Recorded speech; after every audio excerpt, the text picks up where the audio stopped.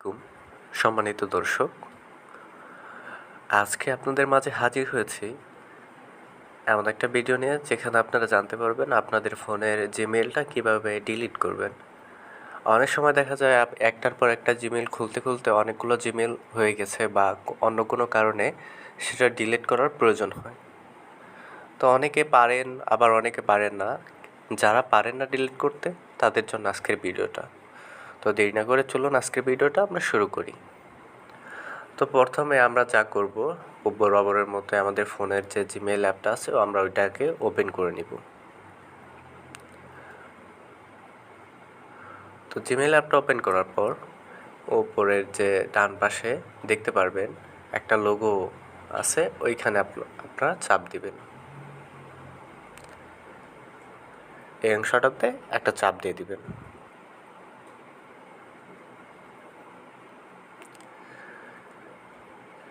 এই অংশটাতে চাপ দেওয়ার পরে এইরকম একটা ইন্টারফেস আসবে। তো এখানে আপনাদেরকে ম্যানেজ ইউর গুগল অ্যাকাউন্ট এইখানে একটা চাপ দিতে হবে। এই অপশনটাতে একটা ক্লিক করে দিবেন। ক্লিক করার পরে একটু অপেক্ষা করবেন, লোডিং নেবে। এখন দেখতে পারবেন এইরকম একটা ইন্টারফেস শো করতেছে।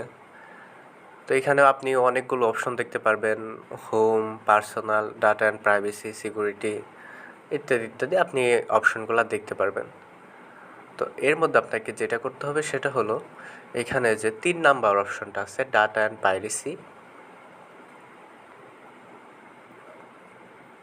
প্রাইভেসি এখানে আপনাদেরকে চাপ দিতে হবে। এটার মধ্যে ক্লিক করার পরে একটু নিচের দিকে আসবেন, স্ক্রল করে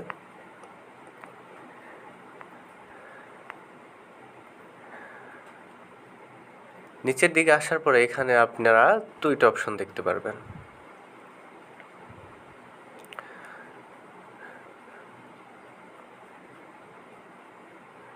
এইতে একটা delete your Google account,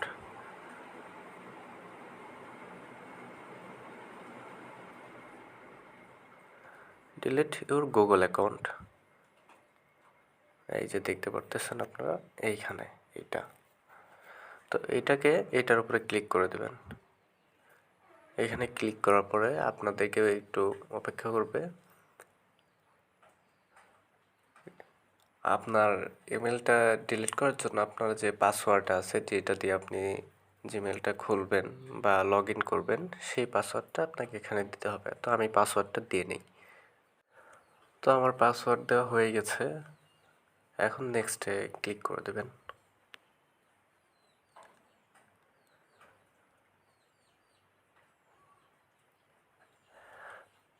delete your Google account এইখানে আপনাকে কনফার্ম করতে বলতেছে। আপনি এই যে নিচের যে 2টা অপশন আছে সেখানে টিক মার্ক দিয়ে দিবেন।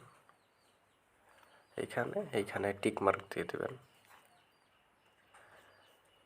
টিক মার্ক দেওয়ার পরে নিচে দেখতে পারবেন ডিলেট অ্যাকাউন্ট, এইখানে চাপ দিয়ে ডিলিট করে দেবেন।